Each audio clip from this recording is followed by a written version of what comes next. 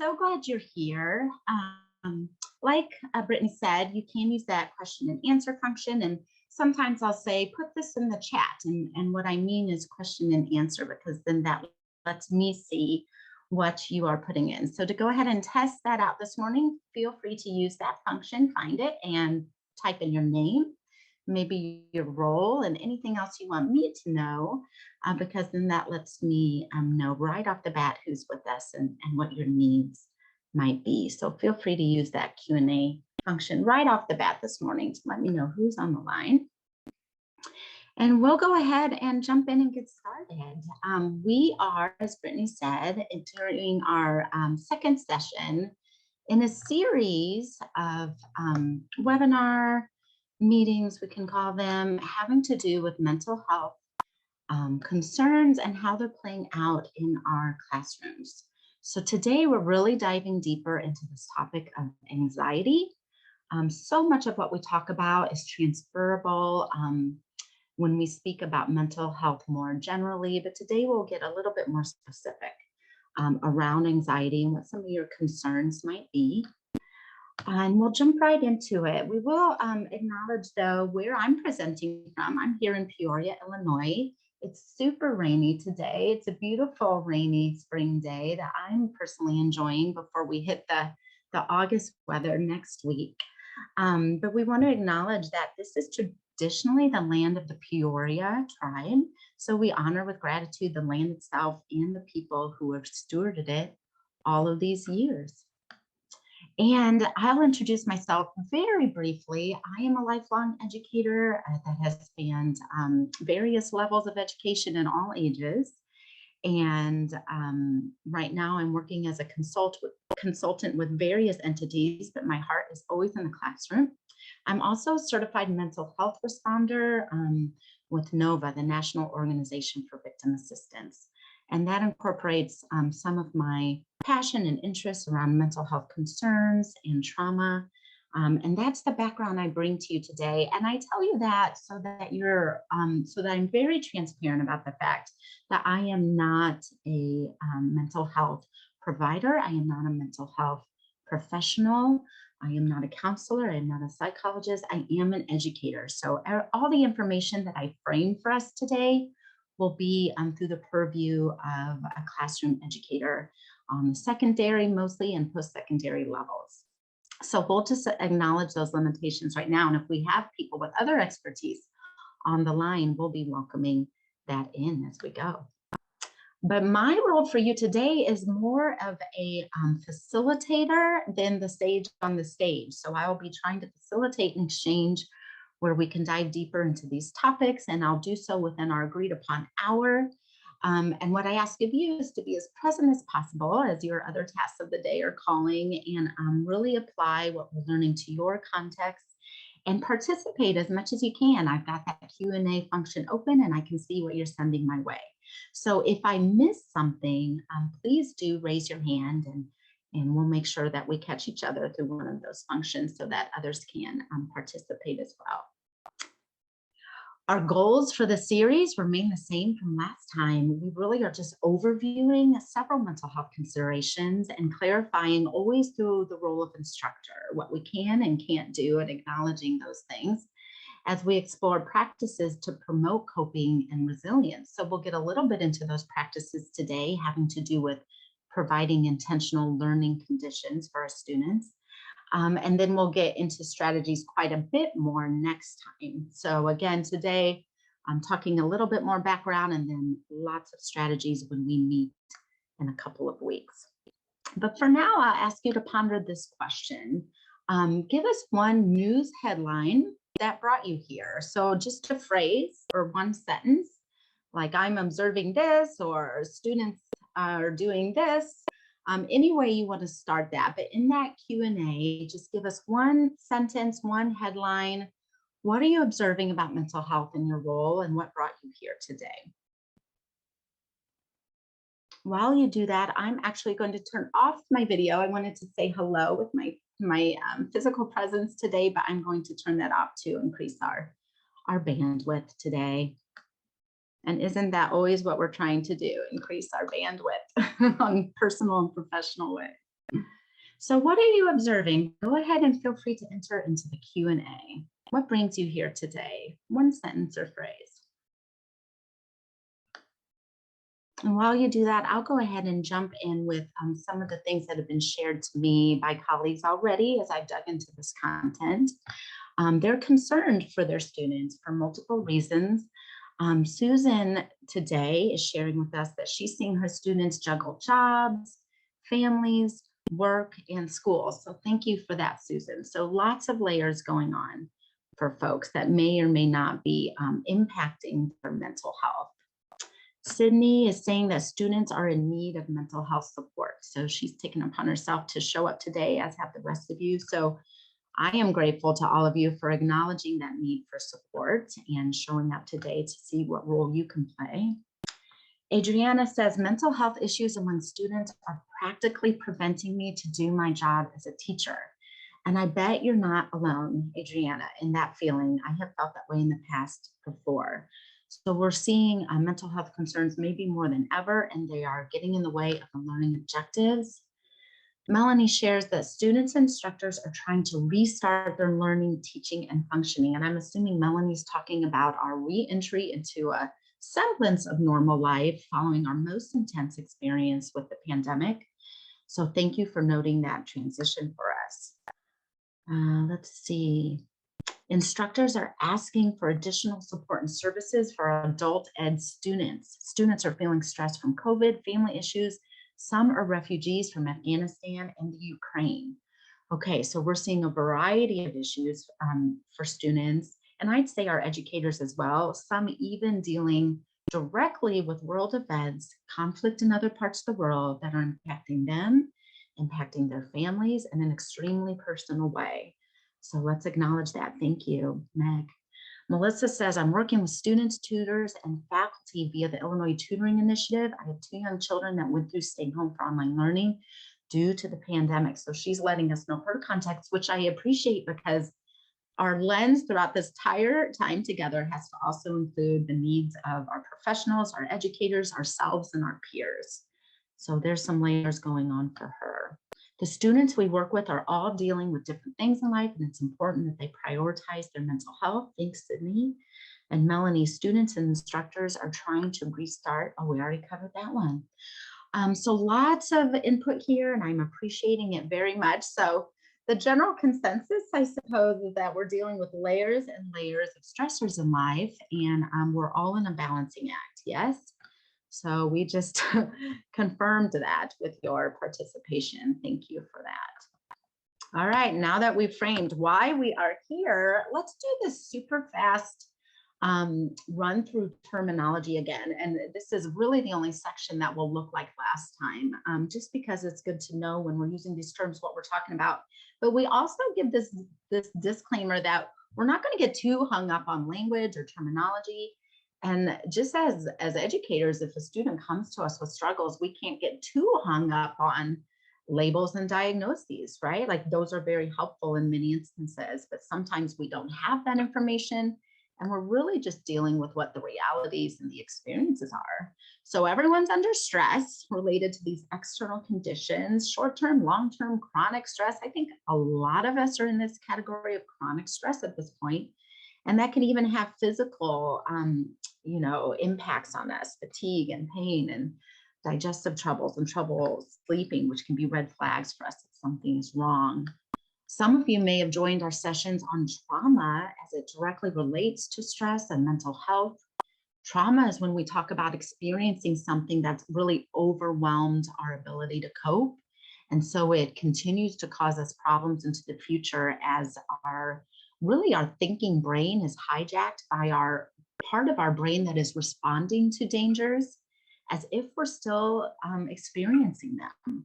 So fight, flight, or freeze is something maybe many of you have heard, and that's what we're speaking of when we talk about a trauma response. Now, trauma is intricately related to other mental health concerns because it can cause those concerns and it can be caused by those concerns. Concerns such as depression, when people are experiencing for a prolonged amount of time an unusual feeling of sadness, loss of interest in their lives and the activities that they usually enjoy, Again, there are physical symptoms as well for depression that can look a lot like anxiety, can look a lot like chronic stress. And finally, where we're landing for today, this idea of anxiety manifesting not on what has happened in the past or even what's happening currently, as much as worry what can happen in the future, worry of things outside of our control, worry of worst case scenarios, even when it doesn't seem rational to be fixated on those things. Symptoms can include unease and a sense of danger, insomnia as part of that uncontrollable worry. Generalized anxiety disorder can include restlessness, fatigue, and other concerns. So we're focusing on anxiety today. We're leaving off a million other things that can be on this list, but we're also acknowledging that all of these things can be connected. And sometimes people come to us with clear definitions and terms, and sometimes people come to us just knowing what they're experiencing, and we have to sometimes help to fill in the blanks. So what are people experiencing? Red flags in regard to experiencing anxiety, avoidance of things that they're worried about or concerned about or difficult tasks. It can show up sometimes as procrastination, but it's more complicated than just putting off something that we don't like to do because there's anxiety involved. Changes in sleep, changes in eating, which is unfortunate because those things can be our best protective factors as well. Those physical, psychosomatic issues, headaches, stomach aches, carrying a lot of stress and pain in your neck and shoulder area. Feeling socially isolated and isolating yourself can be a red flag having to do with anxiety.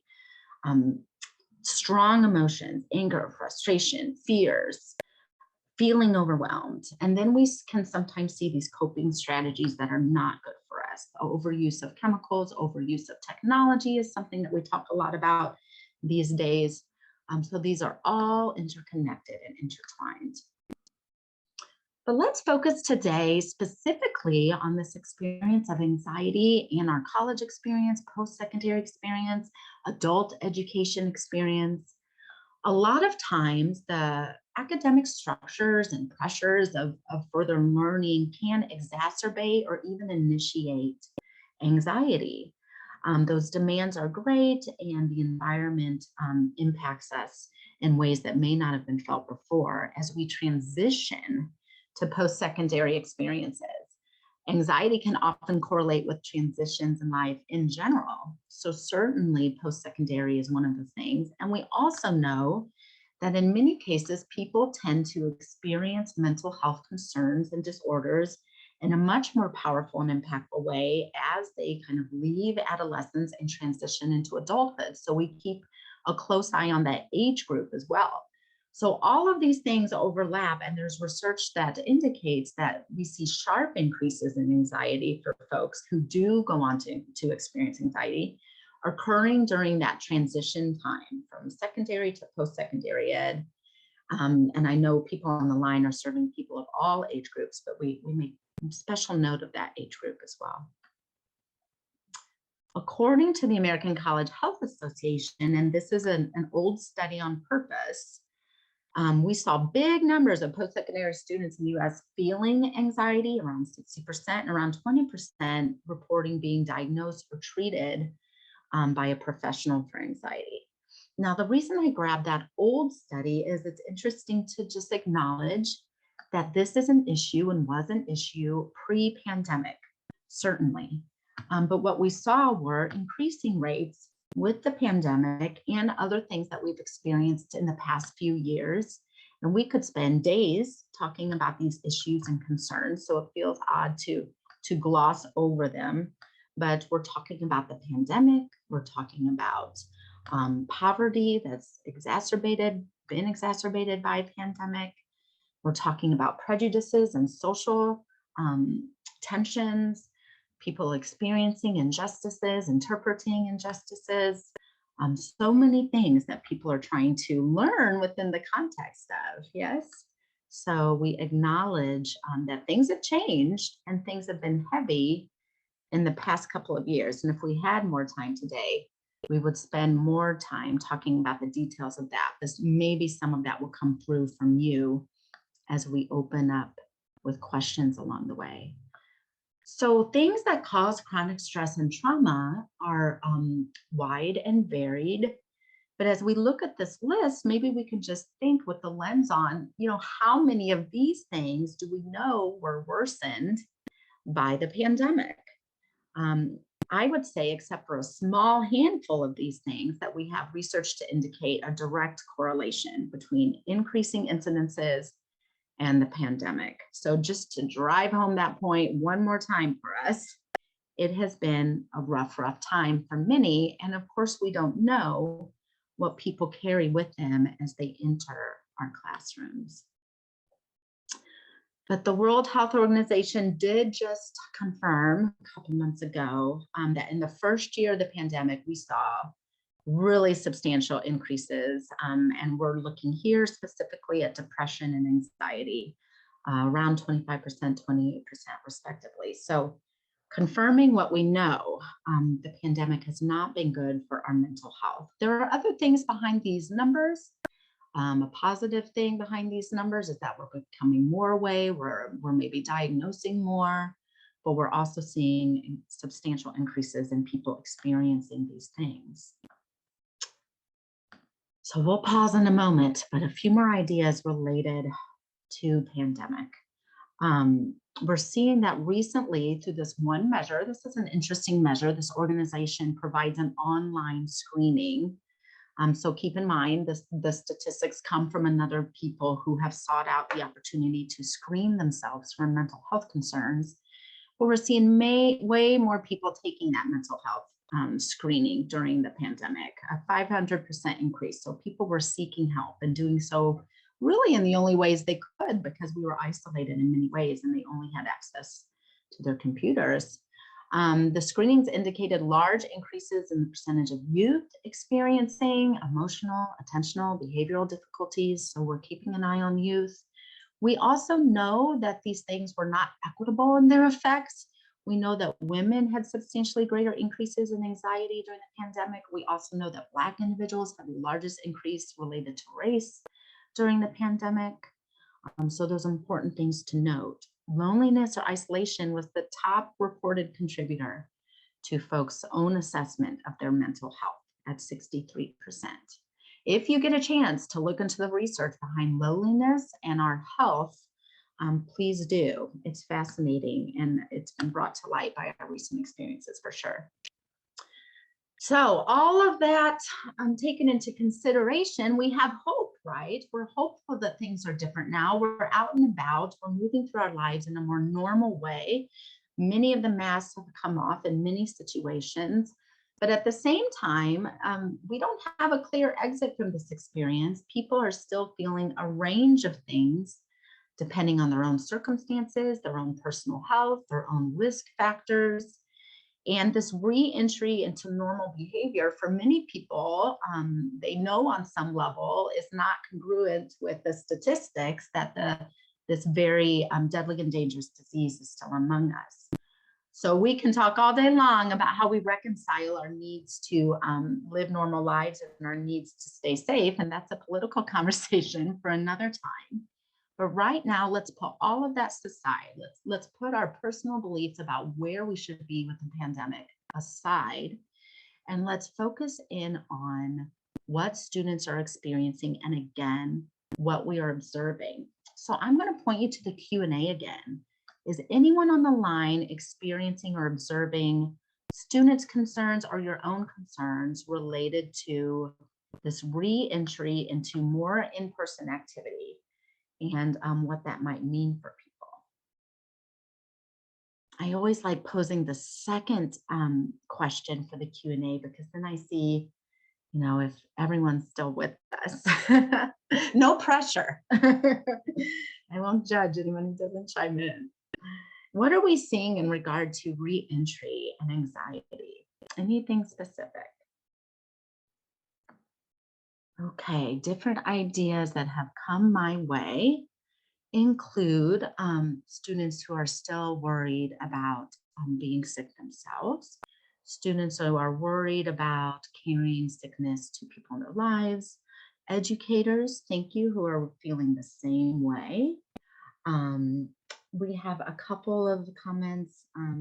One person is not seeing much. She's been teaching in person for the last couple of years, so this is kind of a dated question for you, and I appreciate that. Personally, one of our participants has an autoimmune disorder, so feels she has to be a bit more careful. It's a little bit scary, right? For some of us as the masks come off. Others of us are feeling huge sighs of relief. We know that there are downsides to being masked, to being distanced, so we're welcoming changes. In the Cook County, we are seeing risk factors go up. So again, the statistics are still there regarding a disease that has not gone away but is being managed. And people are again struggling with balancing their changing work conditions and their family concerns. So every time a different policy changes in our works, in our schooling, in our communities, we have to recalibrate, right? Like, what is our balancing act to keep everyone safe and to keep everything moving?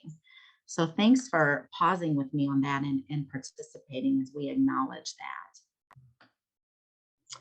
Moving right along, some suggestions from the research for reentry in case it does come up for you or your students or your colleagues. We know that it's helpful if we accept your feelings and those of others. Again, we have a spectrum of things that people are experiencing based on factors specific to their lives. Setting your own boundaries and communicating those boundaries. Hey, everyone, I'm still wearing a mask because I'm protecting so-and-so, or I'm concerned about my condition. Certainly there's room for modeling mutual respect in that way. Connecting with those who are on the same page is helpful because, again, we can reiterate one of the things we've experienced is isolation and loneliness. So knowing there are other people in the same boat is always helpful. And if it's hard to get motivated to kind of re-enter the world, doing so around the activities and the people that are most meaningful for us can be a motivating factor for sure. A little bit more background about anxiety. This can be hard to nail down, hard to diagnose, and hard to acknowledge in the people who are experiencing it themselves. Avoidance, again, is related to anxiety. So avoiding the things that trigger us is all part of the game.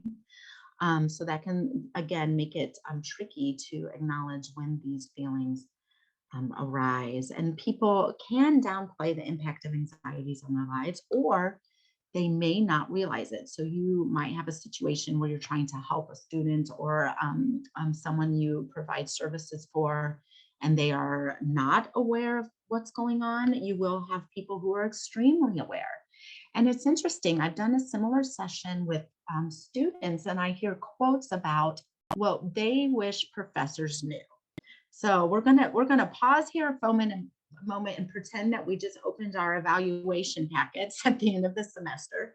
So please, nobody feel picked on, because we all are good educators with very good intention, trying to serve people in the best way we know how.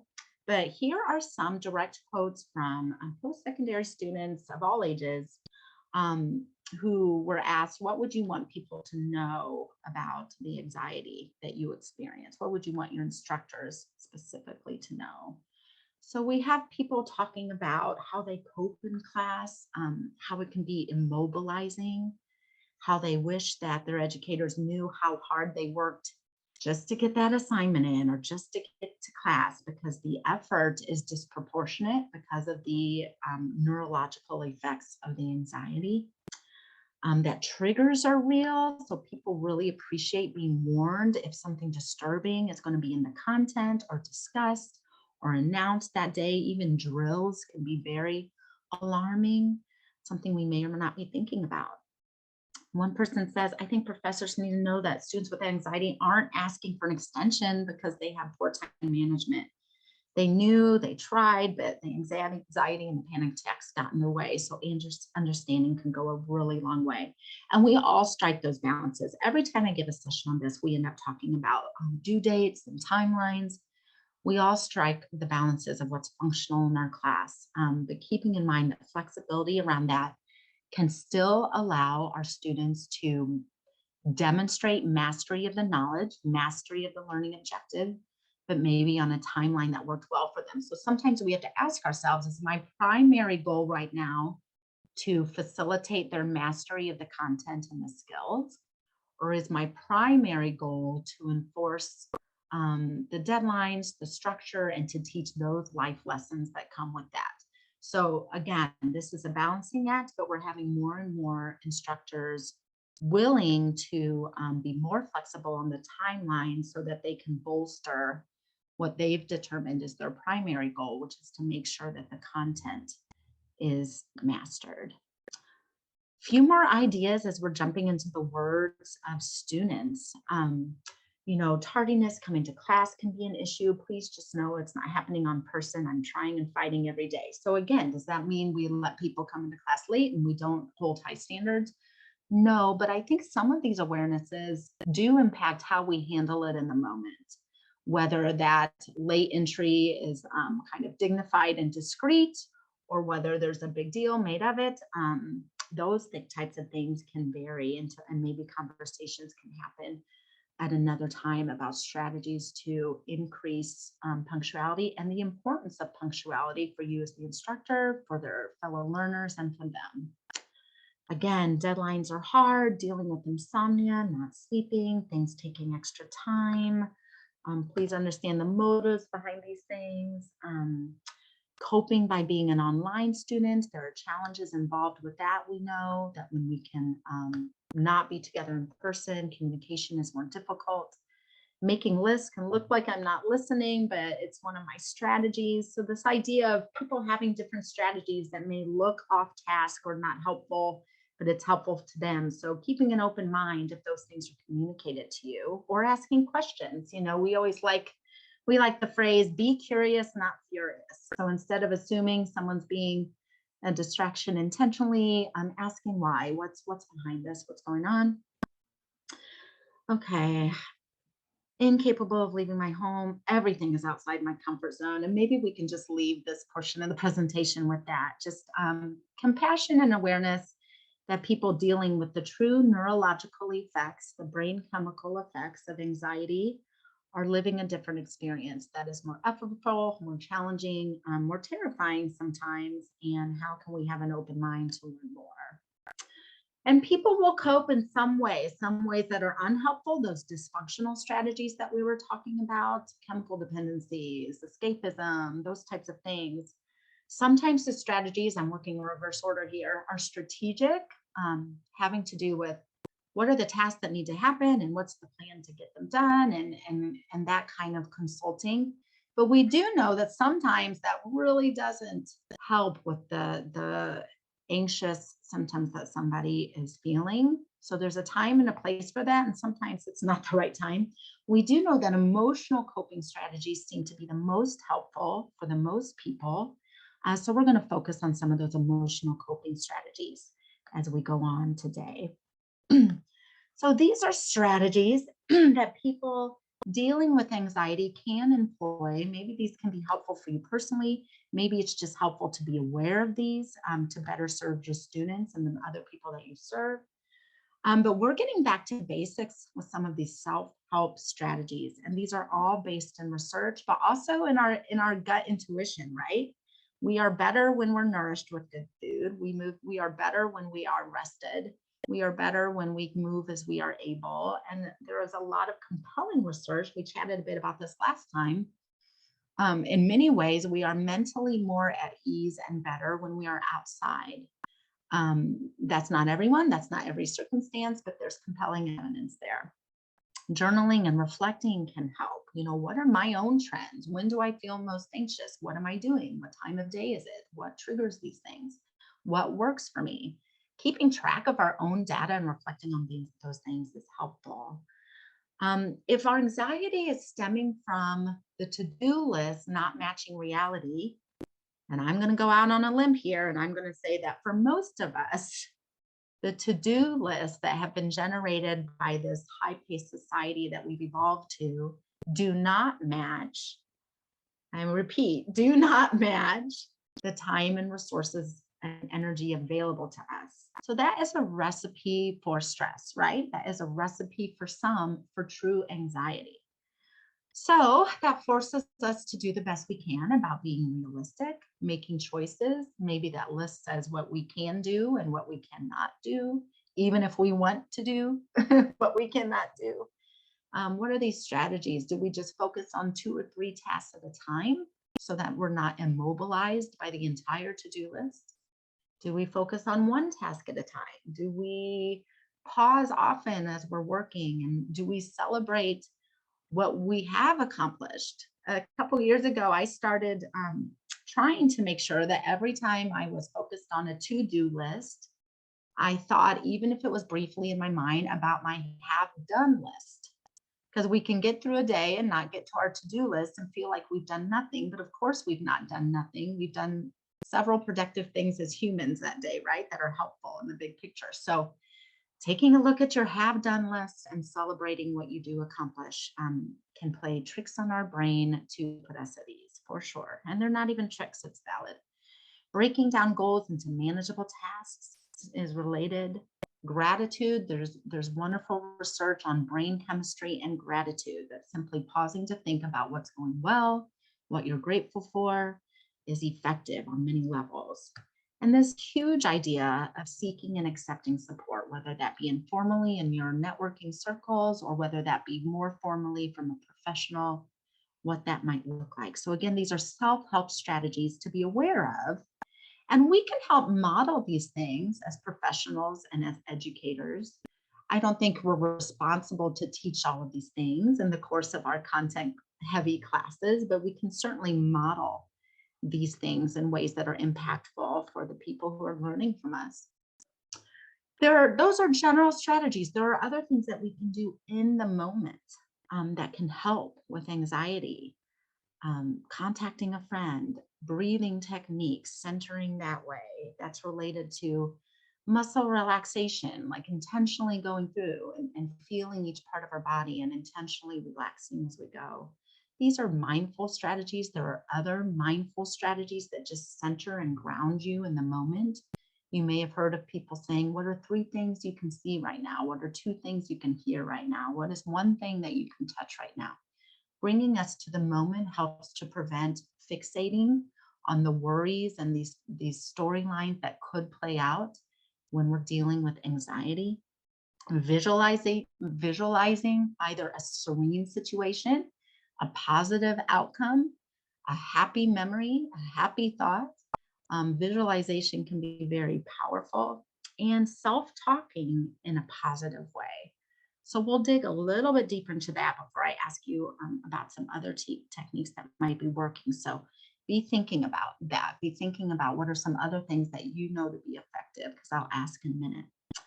But shifting mindsets, why am I stressed about this? What's the likelihood that my fears will actually come true? Are there any reasons to be optimistic instead? What would be my most supportive friends and family? What would they tell me? Is this really something that could happen and if it does, is it really something that will affect my future? All of these things can be helpful questions as we reframe and reset. It might look like starting with a negative idea. I'm going to fail this test. Inserting some rationality. You know what? I've studied, I prepared, I've not failed before. And then actively creating this new idea. I'm prepared, I'm ready to share the knowledge I know, and accepting the outcome from there. So again, something that we can model for our students and participants in our activities. All right, I'm going to pause right here and ask you, this maybe isn't even the right screen to pause on. Let's pause here. What are some of the things that you either know personally, know through your research, or have observed in others that can be effective in neutralizing anxiety, whether over the long term or in the moment? So when we're talking about what can we do, what can someone with anxiety do, and we're going to get in a minute to what we can do as educators. But when we're talking about what can someone do for themselves to alleviate anxiety, do you have any other suggestions and thoughts? Because I know there's some things not on the list. So while people are generating their answers, I also missed before, Crystal shared with us that when we were talking about what we've been through the last few years, it's brought to light such differences in viewpoints amongst adults, which bring other issues to light. racism, transgender issues, so many issues. And that's another layer that's weighing us down as well. So keeping that in mind. So Christina is a fan of the breathing exercises. She says that she's seen that work for people. That's wonderful. I also forgot to mention music. There is actual science on kind of the pace and the beats per minute of music and how that varies, how it impacts us neurologically. So the brain is an amazing thing. Anybody else have any ideas here? Personally, I've been doing yoga. It really does help me. And the same person Meg tries to meet up with friends and family more. We know science and our hearts tell us that when we meet up with the people we love, as long as it doesn't, go into a conversation that's difficult or something like that, which can always be, a factor in friendships and families too, that really does well for us. So we have people recommending specific tools and apps like the Calm app, YouTube rain videos, getting to that sound. Kundalini yoga works for Christina. I love that. Talking to someone you trust. Again, tapping into relationships. Relationships are our most powerful protective factors in regard to any mental health concern. I'm just going to go ahead and make that very hard blanket statement, which you're not supposed to do in science, but I've seen enough research to say relationships are our most protective factors. So tapping into them. Thank you, Susan. Yoga, mindful breathing, and again, ADD students finding success with the music to help focus. So in a way, we become brain experts, right? We get to know this amazing aspects of ourselves, which is our brain function and what works for us. And we tap into those things. And a lot of those things have to do with kind of pulling back from this pace that we've invented and getting back to our more natural states, our more comfortable states, our comfortable relationships, being good and soothing to ourselves in that way has become essential because let's face it, we've invented a society and a world that is not always conducive to how we are wired neurologically. So we have to intentionally pull back from things like screen time, overstimulation, too much news that's causing us to feel down. We have an abundance in so many ways in our society, which is wonderful, but being abundant in some ways causes us to actively pull back, learn our brains, and learn how we can create conditions for our brains that are more conducive to our mental health. So there I am, and here I am jumping off my soapbox. But before I do, Melissa teaches online fitness classes. So everybody sign on with Melissa. And thank you for sharing, Melissa, because fitness and wellness is so, so key. All right. Let's keep moving back to where we were. So we've been chatting for almost 45 minutes. Let's talk about what we can do as educators. We've already done half the battle, which is being aware and caring. You cared before you even showed up today, or you wouldn't have made time in your very busy lives to attend this webinar. You're aware. I know you're doing things outside of this webinar, and this webinar hopefully has helped as well. So caring and being aware are two of the first steps. But what do we do focused on these goals of engaging students, motivating them to learn? We're hearing a lot about motivation issues following the pandemic because so much of the learning experience felt pulled out from under us and completely different, and at times arbitrary is how it started to feel, right? So how do we re-tap into motivation for all the tasks and learning activities that we know are so important for our students so that that learning is there? Okay, there's going to be just a couple slides that look like last time if you were with us last time. But just to ground us again, we are focusing on the things that instructors can do on a universal level. So we're acknowledging that sometimes students need more. They need really intensive individualized support from professionals. That's that red part of this layered tiered structure that we've laid out here. Sometimes there are groups of students or students at risk for certain factors that we identify for other interventions, and they move in and out of those interventions as needed. I'm calling that a targeted level of support. But we are focusing today on a universal level of support. What do we incorporate just as good teaching that can impact all of our students positively but have an even greater positive impact perhaps on students who are struggling with mental health concerns. And then today specifically, what can we do? What do we know from research and experience and practice that is really helpful for people dealing with anxiety? So there's our framing as we move forward. And here are the couple of slides that look familiar. Remember the science analogy as us of the alchemists of the art and science of teaching people with diverse needs. Sometimes we are a conductor and we are aware and we care and we know the resources available within the institution, and we funnel people toward those resources in a compassionate, caring way. We share those resources on the syllabus in the classroom with your voice. And in that way, we are a conduit of care.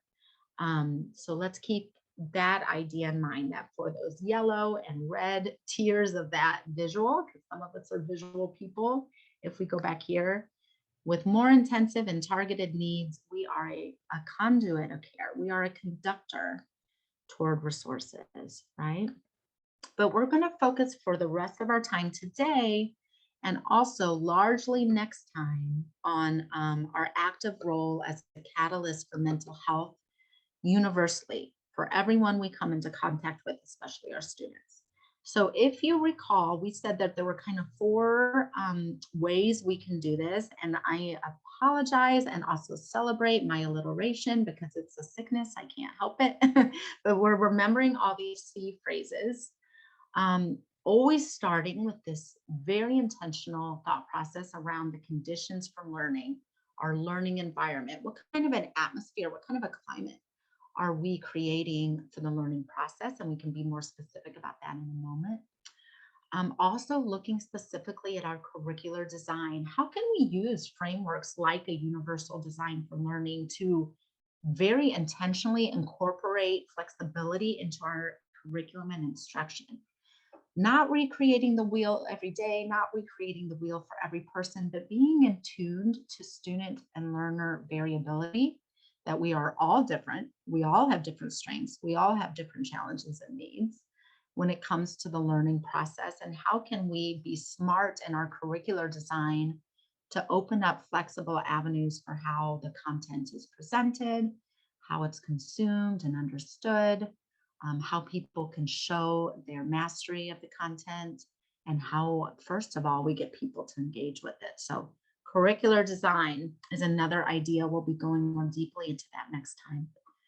How do we build people's capacity to cope? By being a model of social and emotional competencies, and also, when appropriate, explicitly teaching social and emotional competencies. So yes, I'm talking about social and emotional learning for adults, not teaching values, not teaching character, not teaching an interpretation of anyone's history, but teaching basic skills such as self-regulation, self-awareness, relationship and communication and collaboration skills, decision-making skills that can be applied to the content academically and can be applied in our lives and our learning processes socially and emotionally.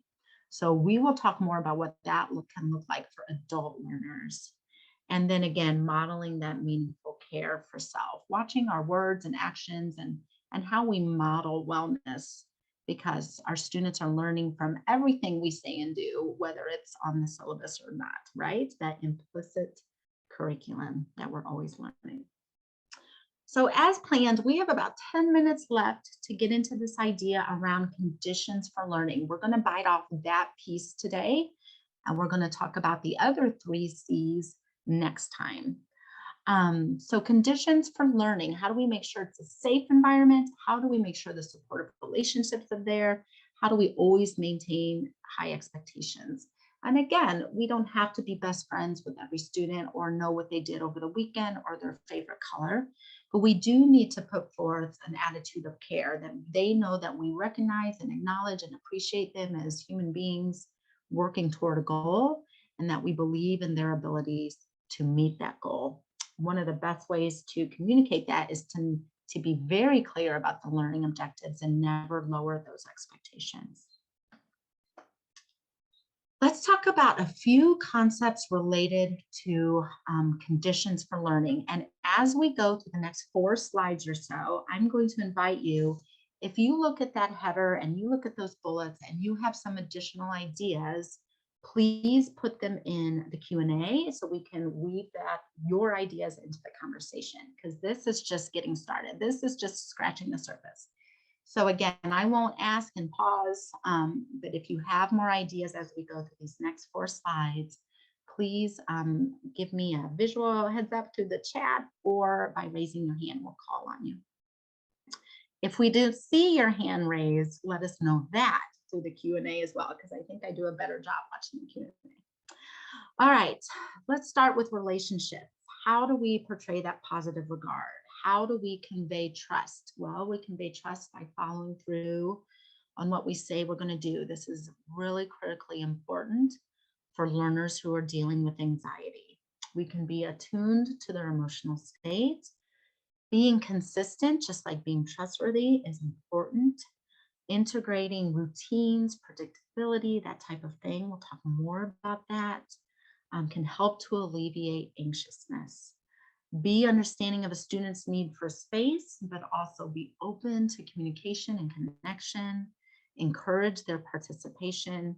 Definitely, again, we think again about reentry and coming off the pandemic. Collaborative work is the most authentic work, usually in most of our fields, because as people leave us and go into their workplace, they will be working, of course, with other people. But we need to be sensitive around student collaboration and barriers and what people are comfortable with as far as sharing space. So how do we get creative to make sure that the collaborating of minds still happens? Giving the student opportunities to help their peers, empowering them as the teachers in areas in which they excel. So again, that's relationship building. That's also teaching self-worth, which we'll get to soon. I'm going to pause here and deflect to one of you. Susan is bringing up the idea of periodic one-to-one check-ins, and I'm so grateful for this. The power of check-ins, formal and informal, is something that we know in the literature to be effective from studies in real life context, but it also makes sense, right? Being intentional and scheduling times to check in one-on-one with our students. It seems like we don't have time to do this, but I really believe this is one of those things where a stitch in time saves 9. And the more tuned in to what our students' struggles are and what they have going on, that's going to save heartache and effort and struggles for both you and the learner down the road. So thank you for mentioning check-ins. In my work in K-12 schools, we see such beautiful, amazing things when the institution actually creates a structure where the learners and students are grouped in ways where they each have someone looking out for them. And they're in a cohort of sense with one person responsible for intentionally checking in. And I just want to mention that I've also seen success with that on a post-secondary level. Post-secondary colleges, institutions, dividing up the enrollment list into chunks that make sense who their check-in person would be. Usually it's an instructor of theirs, a department head, and making sure that no learners are falling through the cracks without that one-on-one check-in. So thank you for mentioning that, Susan. Okay, when one is dealing with anxiety and many other mental health concerns, oftentimes these things are kind of misdiagnosed as attention deficits because they're so closely related, because as various parts of the brain are overly activated, our prefrontal cortex, our executive functioning part of our brain, can be stifled. So it's really hard to stay organized, to remember things, to know where you put your keys, to know what's going on with that assignment when you are in an elevated mental state, an anxious state, a traumatized state, anything like that. So let's talk about how we as educators can help promote executive functioning and do it explicitly and not just assume that it's something that the students should have under wraps, because that's going to help all students. And it's going to even, in a greater extent, help students dealing with anxiety and other mental health concerns. So making sure expectations and policies are clear, making sure they're realistic, making sure that the work is within that proximal zone of development where people don't have to stretch too far or too little to learn from where they are, meeting them where they're at. Sometimes for people who are very anxious about the grades and the marks, this means saying, look, it's okay to not be perfect. Sometimes it's saying, look, I know you can do more and can do things that translate to different grades and marks. So personally, I'd love to take the grades out of it, but this is the currency in which we function in the educational world. So being really clear about the expectations for that in a way that's not inducing anxiety, but hopefully alleviating anxiety. Extra sets of resources when you can. Why not? If there's extra books around, letting folks have less to remember to bring around with them. Breaking down assignments into manageable parts. Considering flexible deadlines, especially if you're in communication with the student about what their struggles and challenges are. Again, this flexible curricular design. How are we presenting the information? Can we do it in multiple ways? Response time. Time is a variable that we have room to be flexible with sometimes and sometimes not. But when we do, again, if the goal is learning, keeping it within one boxed frame of time can be unhelpful at times. So really being thoughtful about when that timing can be more flexible. Predictability, posting that daily schedule. These are things that we talked about before, making sure that people know what's coming. Again, if you have ideas to add, go ahead and put them in the Q&A. Would love to hear what works for you. This idea of building self-worth, maintaining standards. We all can sense when people are lowering standards for us. And I'm not talking about being flexible on the path to get there. I'm talking about that learning objective, making sure that that stays in place while we allow flexible means for how to get to that learning objective. Really focusing in on people's assets, their strengths, and a strengths-based approach, making sure that those strengths are highlighted. If we have learning environments where our deficits and our wrong answers are getting way more attention than our achievements and our strengths, then that's out of balance. And we need to be intentional about that as instructors. Providing encouragement that's authentic, encouragement that I would say is process-based. There is a difference between saying, I like this, it's good, and saying, I really appreciate the hard work you put into that. I really appreciate that you didn't give up when you had to revise. I really appreciate how you collaborated and took a leadership role with your group.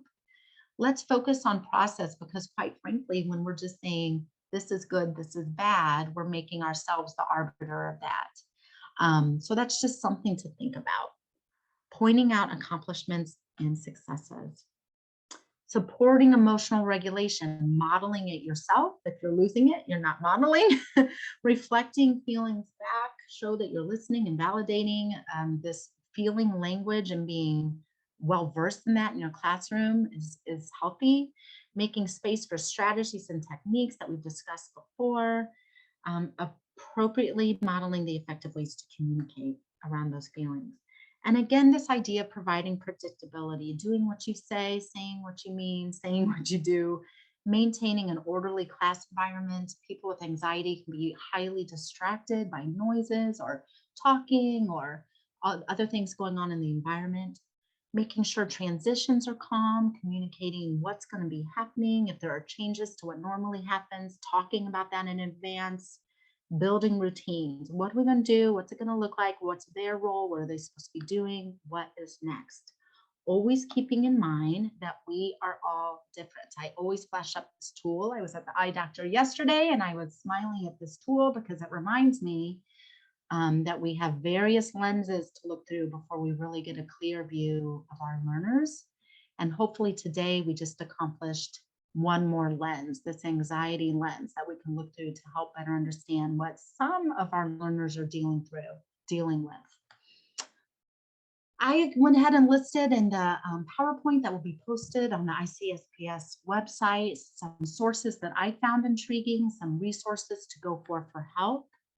And I'm just going to close by saying I'm very grateful to all of you 30 plus people that stuck with us for the hour to learn more about anxiety. I can't wait to see you all next time, as next time is going to be strategies, and it's going to get even more concrete as we go. So Please join us in a couple of weeks on the 19th. But for now, maybe we can all just close the hour by focusing on one thing we're grateful for. If you want to put it in the Q&A to share with everyone, feel free to do so.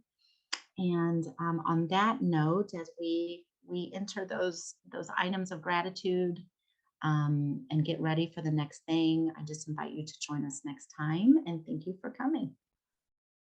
Yes, thank you all so much. And Shanna, thank you for the great information. As participants on the webinar, you will be receiving a follow-up email within the week. And within that follow-up email, I will make sure that there is a link to registration for the next session, as well as a link to where you can find the recordings and the resources from previous sessions. I do apologize. We had a conference last week, and so our chat got disabled and never got turned back on. So my apologies for that, but thank you all for adjusting and shifting and still being as interactive as you possibly can be. Thank you, Brittany. I'm grateful for you and your help. We can't do this without you. And I have such lovely things coming in. Everyone's grateful for their family and the people who support them in their lives. And they're grateful for this presentation and all of you on it. And I know so much more. So thank you to all of you and have a wonderful day.